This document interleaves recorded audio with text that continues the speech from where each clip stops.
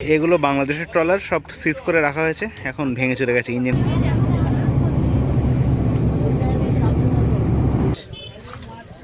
তো অদ্ভুত ধরনের কি মাছ আমি জানি না এটা।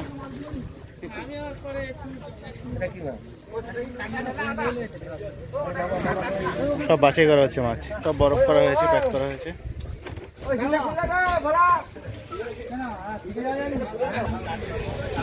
সব প্যাক করা মাছের মধ্যে।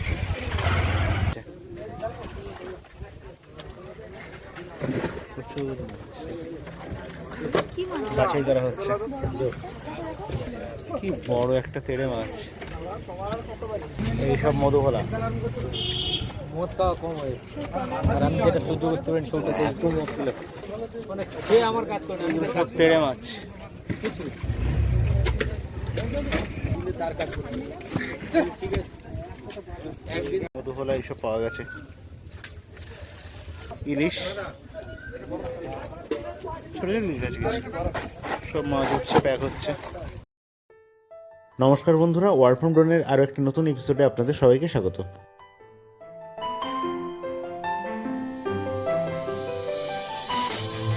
সকাল সকাল আমরা বেরিয়ে পড়েছিলাম জম্বুদ্বীপের জন্য।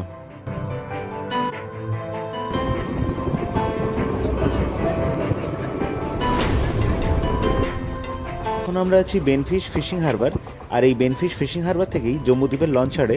মিনিমাম 20 জন লোক না হলে লঞ্চ কিন্তু ছাড়ে না।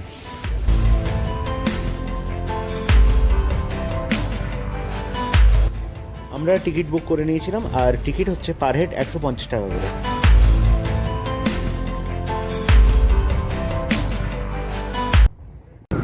গুড মর্নিং সবাইকে। আমরা এখন যাচ্ছি বেনফিশ ফিশিং হারবার। সেখান থেকে বোট ছাড়ে জম্বুদ্বীপের উদ্দেশ্যে। জম্বুদ্বীপ বেনফিশ থেকে প্রায় 8 কিলোমিটার সমুদ্রের মধ্যে। ডিপ সিতে আমরা যাব, আর এই জম্বুদ্বীপের চারদিক থেকে ঘুরে আসবো। তবে বোট সবসময় পাওয়া যায় না, 10 জন লোক না হলে বোট ছাড়া হয় না। যদি দেখা যায় সেরকম সুযোগ হচ্ছে 10 জন লোক হয়ে যাচ্ছে, তাহলে অবশ্যই আমরা জম্বুদ্বীপ যাবো। জম্বুদ্বীপ যাওয়া আসা মানে এই বেনফিশ ফিশিং হারবার থেকে 2.5 ঘন্টা সময় লাগে। এখানে একটা ট্রলার তৈরি করা হচ্ছে, মাছ ধরা ট্রলার। বেনফিশ ফিশিং হারবারে এইরকম ট্রলার তৈরি করা হয়, আর মাছ ধরা ট্রলার প্রচুর রিপেয়ার হচ্ছে এই সাইডে। এগুলো সবই মাছ ধরা জালের দড়ি, লম্বা করে রাখা আছে। এখানে সব মাছ কেনা বেচা করা হয়।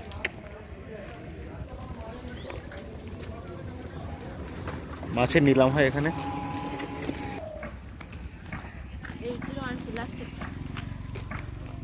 এখান থেকে জম্বুদ্বীপ যাওয়া যাবে, আর লঞ্চ ছাড়া হবে এখান থেকেই। এখান থেকে লঞ্চগুলো ছাড়া হয় জম্বুদ্বীপের জন্য। পরপর কয়েকটা লঞ্চ দাঁড়িয়ে আছে। এই যে খাঁড়ি, এই খাঁড়িটা দিয়েই লঞ্চগুলো বেরিয়ে যায়। আর এই দিকে আছে মাছ ধরতে যাওয়ার অপেক্ষায় থাকা ট্রলার। এখন সব জিনিসপত্র লোড হচ্ছে, জাল ঠিকঠাক করা হচ্ছে, জল নেওয়া হচ্ছে, জ্বালানি নেওয়া হচ্ছে, সব কিছু নিয়ে তারপরে ট্রলারগুলো যাবে গভীর সমুদ্রে।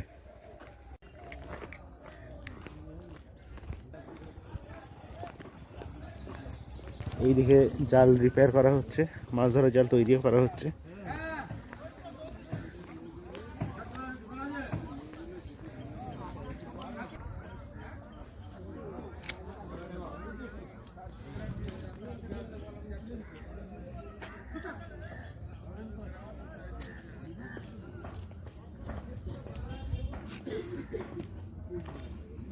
চলো,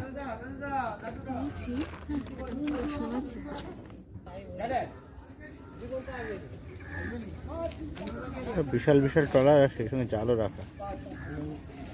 তেল নেওয়া হচ্ছে ওপর থেকে, তেল বা জল কিছু একটা নেওয়া হচ্ছে।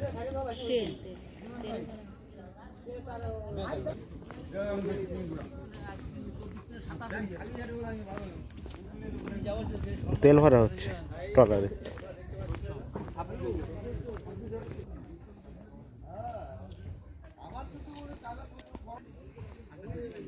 জাল রিপেয়ার করা হচ্ছে, আর জাল তৈরি করা হচ্ছে এখানে।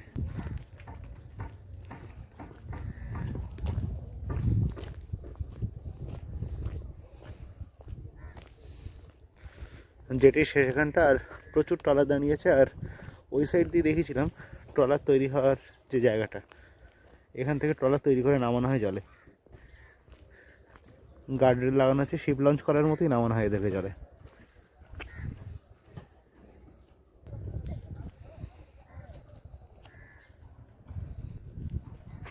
আমরা টাইম হলে যাবো, তাই তো?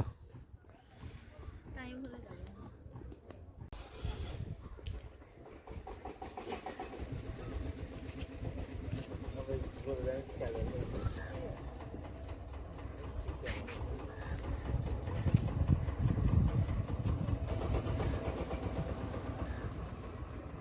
এর জাল গোছানো হয়ে গেছে, তেল নেওয়া হয়ে গেছে, জল নেওয়া হয়ে গেছে, এবার এই ট্রলারটা বেরোবে।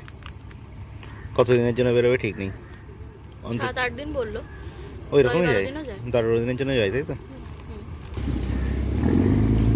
জম্বুদ্বীপে এই লঞ্চটা যায় এটা আমি তো আগে জানতাম না, ফেসবুকে একটা ট্রাভেল পেজ থেকে জেনেছিলাম, তারপরে ট্রিপ অ্যাডভাইসার থেকে দেখলাম, দেখে তারপরে আসলাম। এদের কোনো প্রচার নেই, ওই জন্য লোকজন সেরকম একটা হয় না।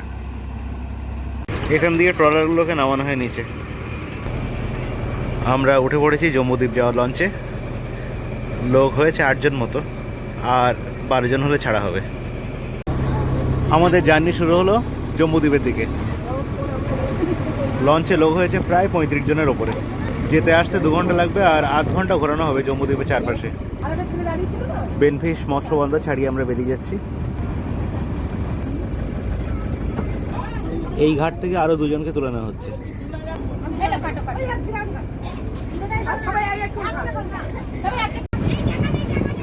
ওই বকখালির বক উড়ে যাচ্ছে সামনে দিয়ে।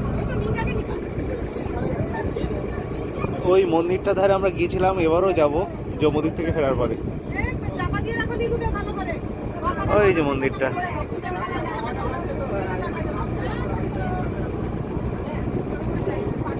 সামনে এখনো কিছু ট্রলার পার্ক করে রাখা আছে।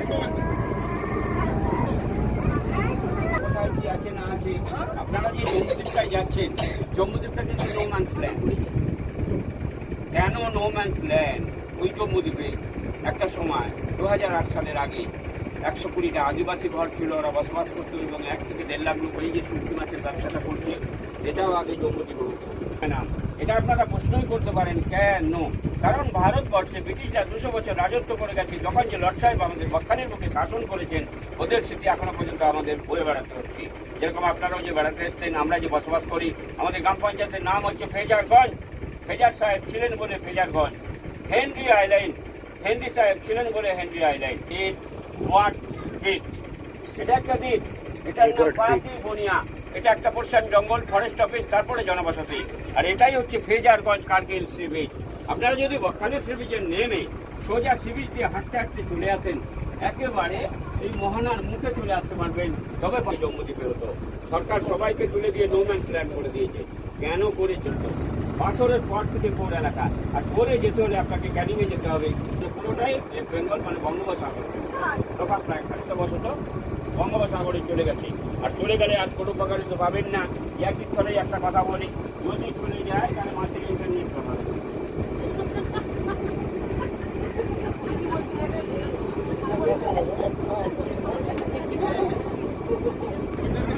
এই এরিয়াটি দিয়ে টোটালি শুটকি মাছ শুকানো হয়, ওই যে র্যাকগুলো করা আছে ওই র্যাকের ওপরে।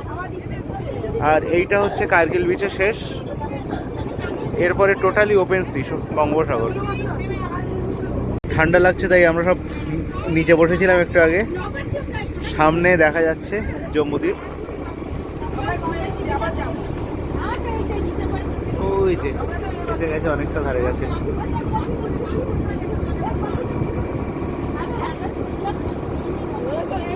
পিছনে যেখান থেকে এসছি বকখালি একদম দেখাই যাচ্ছে না।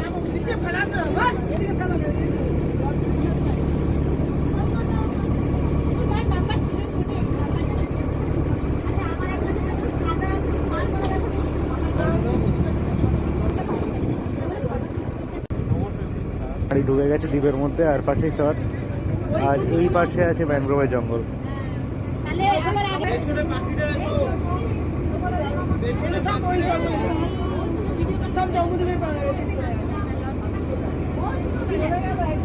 আয়তন হচ্ছে 10,000 হেক্টর। 1 হেক্টর জমি সমান 7.5 বিঘে জায়গা। অর্থাৎ বিশাল এই দ্বীপ, পুরোটাই বঙ্গোপসাগরের ওপরে। 75,000 বিঘে জায়গার উপরে এই দ্বীপটা। নামা, কায়, কারবার, বসতি সবই ছিল। 2008 সালের পর থেকে নো ম্যানস ল্যান্ড করে দিয়েছে। এবার খিদির সব জাহাজগুলি চলাফেরা করে। আমরা যে সাইড দিয়ে আসলাম, এটা দিয়ে চলাচল করতে পারে না, জল কম বলে। ওই জম্মুদ্বীপের অপোজিট সাইড দিয়ে চলাচল করে। আগে থেকে 120টা আদিবাসী ঘর ছিল এই জম্মুদ্বীপে বসবাস করতো, এবং 1 থেকে 1.5 লাখ লোক ওই যে ফেজারগঞ্জ কার্গিল সি বিচে যে শুটকি মাছের ব্যবসাটা করছে, এই শুটকি মাছের ব্যবসাটাও জম্মুদ্বীপে করতেন। বিশেষ করে যারা শুটকি মাছের ব্যবসাটা করতেন ক্ষতিটা করেছে ওনারা। কিরকম না, শুটকি মাছের ব্যবসা করতে গেলে প্রচুর জায়গার প্রয়োজন হয়, ওদেরকে খামার তৈরি করতে হয়, একটুখানি জায়গাতে শুটকি মাছ শোকায় না। ওরা ওই খামার তৈরি করতে গিয়ে কি করতেন না, প্রত্যেক বছর এইভাবে যে ম্যানগ্রোভ গাছ কেটে ফেলে দিয়ে সি বিচ বের করেছে। আমরা যে দাঁড়িয়ে আছি এটাও কিন্তু সি বিচের ওপরে, এই জল ভরেছে বলে এতটা কাছাকাছি আসতে পেরেছেন, নাহলে এইটা পুরোটাই ডাঙা হয়ে যাবে, আরো 1/2 কিলোমিটার দূরে থাকতে হবে। খুবই জঙ্গল ছিল, ওরা ওই খামার তৈরি করতে গিয়ে প্রত্যেক বছর এইভাবে ম্যানগ্রোভ গাছ কেটে ফেলে দিয়ে সি বিচ বের করেছে। এটা তো বঙ্গোপসাগরের ওপরের দ্বীপ, বিশেষ করে ম্যানগ্রোভ গাছই তো মাটিকে ধরে রাখে। তাহলে প্রত্যেক বছর যদি এইভাবে ম্যানগ্রোভ গাছ কেটে ফেলে দিয়ে সি বিচ বের করা হয়, কি হবে, দ্বীপটা কিন্তু একটা দিনে তলিয়ে যাবে। তলিয়ে গেলে সরকারের তো কিছু যায় আসে না, কারণ এখানে কোনো চাষযোগ্য জমি নেই, স্কুল নেই, হসপিটাল নেই, মানুষজন বাস করে না, সেফ খালি ব্যবসা করার থাকে। তাহলে ব্যবসা করতে গিয়ে যদি দ্বীপটাই তলিয়ে যায়, পক্ষান্তরে কিন্তু সরকারের একটা বিশাল ক্ষতি হয়ে যাবে। কিরকম, এই দ্বীপ তলিয়ে গেলে এই বঙ্গোপসাগরের তাণ্ডব ঢেউগুলো নাচতে নাচতে গিয়ে আমাদের ওই 3খানা দ্বীপের ক্ষতি করে দেবে। 1 ফেজারগঞ্জ, 2 পাচিবনিয়া, 3 মৌসুমী আইল্যান্ড। কারণ ওখানে চাষযোগ্য জমি আছে, স্কুল আছে, হসপিটাল আছে, মানুষজন বাস করে। তাই সরকার চিন্তাধারা করে এই দ্বীপটাকে বাঁচিয়ে রাখার তাগিদে এখান থেকে এই কারবার, বসতি, ওঠা নামা পুরোটাই ব্যান করে দিয়ে নো ম্যানস ল্যান্ড করেছে। এই জিনিসটা এমনিতে হয়নি, বামফ্রন্টের আমলে 2 জন মন্ত্রীর ভেতরে এই জম্মুদ্বীপ নিয়ে টাসেল হয়। একজন ছিলেন মৎস্যমন্ত্রী কিরণময় নন্দ, আর একজন ছিলেন বনমন্ত্রী যোগেশ বর্মন। 2 মন্ত্রীর ভেতরে এই জম্মুদ্বীপ নিয়ে এই কারণেই টাসেলটা হয়। মৎস্যমন্ত্রী বলতে চাইছে আমার মৎস্যজীবীদের এখানে ব্যবসা করতে দিতে হবে, আর যোগেশবাবু বলছে ভাই তোমার মৎস্যজীবীদের ব্যবসা করতে দিলে ওরা যেভাবে ম্যানগ্রোভ গাছ কেটে ফেলে দিয়ে সি বিচ বের করছে, তাহলে দ্বীপটাকেই একটা দিনে তলিয়ে দেবে। আর এই দ্বীপ তলিয়ে গেলে সামনের দিক মানে পিছনের দ্বীপগুলো সমূহ বিপদে পড়ে যাবে। কেউ কারোর কথা শোনে না, দুজনেই বামফ্রন্ট আমলে বড় মন্ত্রী। কোনো মন্ত্রী যখন কারোর কথা কেউ শুনছে না, তখন বামফ্রন্ট আমলে এই জম্মুদ্বীপ নিয়ে বিধানসভাতে অনেক আলোচনা হয়েছিল। কোনো মন্ত্রী যখন কোনো দিক দিয়েই ঘাড় পাচ্ছে না, তখন যোগেশবাবু কি করলেন না, এই দ্বীপটাকে নিয়ে সুপ্রিম কোর্টে কেসটা তুললেন। সুপ্রিম কোর্ট থেকে জজ সাহেবের রায়ে পুরো দ্বীপটার ওপরে 144 ধারা জারি করে এই নামা, ওঠা, কারবার, বসতি পুরোটাই ব্যান করে দিয়ে নো ম্যানস ল্যান্ড করেছে। আরও একটা দিয়েছেন, কারণটা হচ্ছে কি, যারা এখানে শুটকি মাছের ব্যবসাটা করতেন ওরা কি করতেন, সরকারকে ট্যাক্স ফাঁকি দিয়ে বিনা ট্যাক্সে বিনা শুল্কে এখান থেকে ট্রলার বোঝাই করে শুটকি মাছ পাচার করতেন বাংলাদেশে। বাংলাদেশটা তো বিদেশি সাহায্যের ওপরেই চলে, তাহলে ওখান থেকে আবারও বিদেশি জিনিসপত্র এনে এই জম্মুদ্বীপ থেকে ট্রলার বোঝাই করে আমাদের মিনি শহর কাকদ্বীপে স্মাগলিং হতো। স্মাগলিংয়ের একটা স্বর্গ রাজ্য হয়ে গড়ে উঠেছিল এই জম্মুদ্বীপ। কারণ 30-35 বছর আগে প্রশাসনের এতটা জোর ছিল না। এখন যেরকম সুন্দরবনের সমস্ত বদ্বীপগুলোতে কেন্দ্র রাজ্যে যৌথ প্রকল্পে পাহারা দেওয়া হয়, শুধু জম্মুদ্বীপ নয়, এটা বকখালি রেঞ্জের আওতায়। এখানে ফরেস্ট অফিস আছে, শুধু অফিস নেই, অফিসে সিসি ক্যামেরা পর্যন্ত লাগানো আছে। আর এই ফরেস্ট ডিপার্টমেন্টের এরকম নিজস্ব লঞ্চ আছে, ওরা রক্ষণাবেক্ষণ করে পাহারা দেয়। আর আপনারা যে যেটি থেকে উঠলেন, ওই যে 2খানা স্পিডবোট বাঁধা আছে ফেজারগঞ্জ কোস্টাল থানা, ওরা পার ডে পেট্রোলিং করে, ওরা পাহারা দেয়। ইন্ডিয়ান কোস্টালের ওভার ট্র্যাপ, যেটা ডাঙাও চলে জলেও চলে, ওই ফেজারগঞ্জে ওয়েল মিলগুলো যেখানে।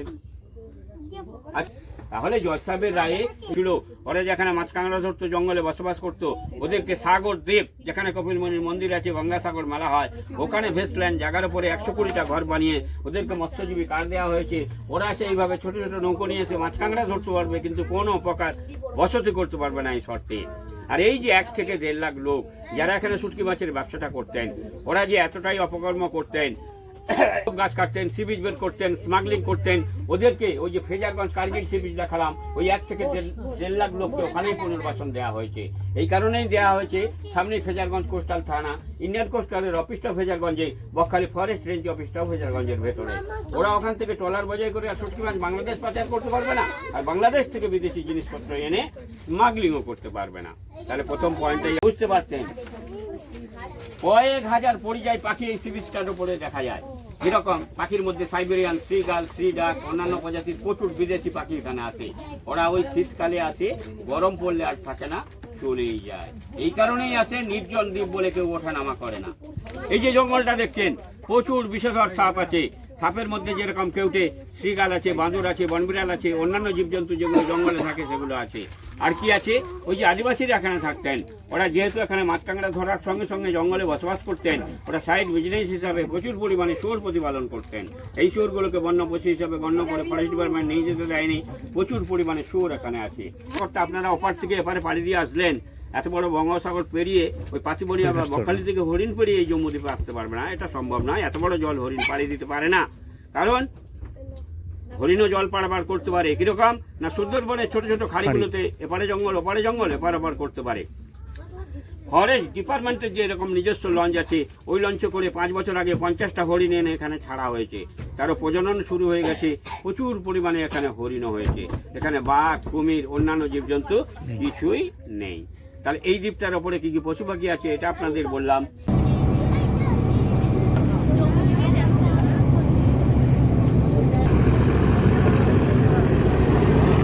ওর পিছনে পাখাগুলো ঘুরছে, ঠিক আছে।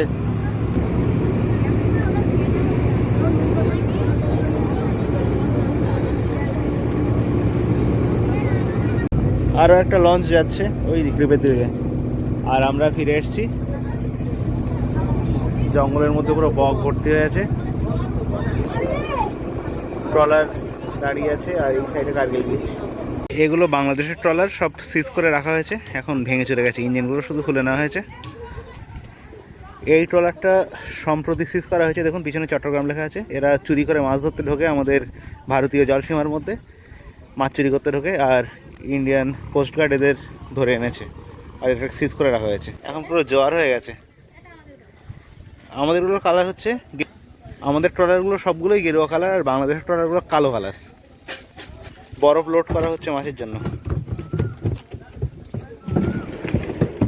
প্রচুর পরিমাণে চ্যাটাবেলে, মধুফলা এইসব পাওয়া গেছে, ইলিশ, ছোটো ছোটো ইলিশ আছে কিছু। সব মাছ হচ্ছে, প্যাক হচ্ছে। এই জাতীয় মাছ, বলা জাতীয় মাছ। জাল গুছিয়ে রাখা হচ্ছে ট্রলারে, এইভাবে গুছিয়ে রাখা হয় ভাঁজ করে করে, যখন ছাড়া হয় একসঙ্গে সব বেরিয়ে যায় জালটা। এখানে বিভিন্ন ধরনের মাছ বাছাই করা হচ্ছে। এগুলো তো পাড়া, বড় বড় পাড়া মাছ। তো অদ্ভুত ধরনের কী মাছ আমি জানি না এটা।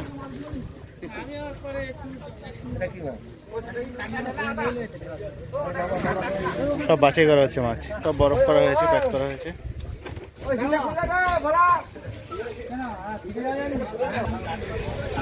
সব প্যাক করা মাছের মধ্যে।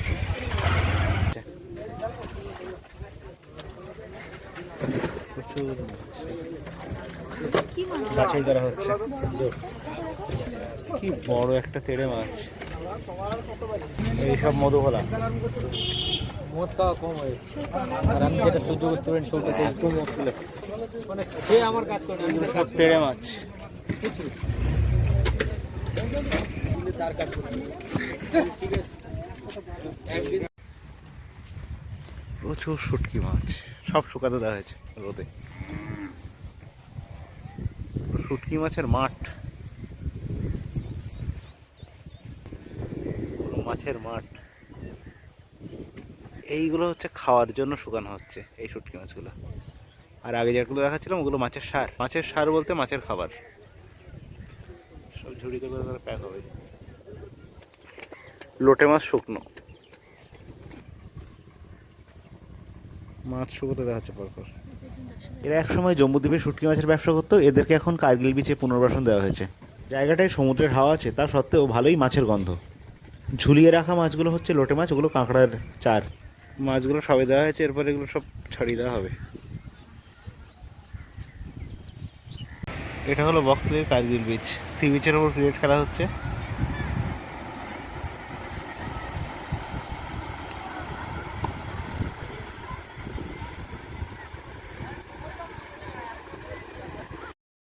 ফ্রেজারগঞ্জ থেকে বকখালি ঢোকার পথে অনেকগুলো উইন্ডমিল পড়ে।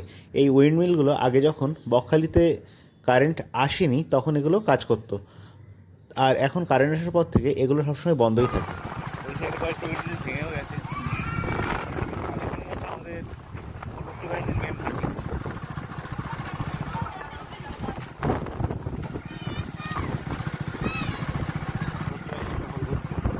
এখন আমরা যাচ্ছি ফ্রেজারগঞ্জ সি বিচ।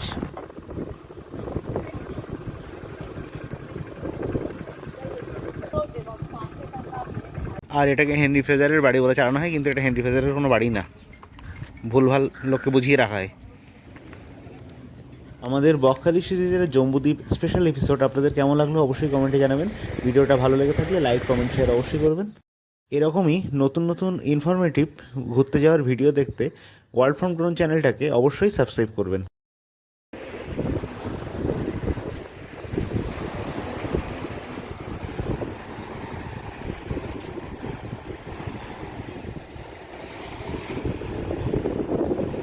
সবাই ভালো থাকবেন, সুস্থ থাকবেন, আর ওয়ার্ল্ড ফ্রম ড্রোন চ্যানেলটাকে নিয়মিত ফলো করবেন এই রকম নতুন নতুন ইনফরমেটিভ ভিডিওর জন্য।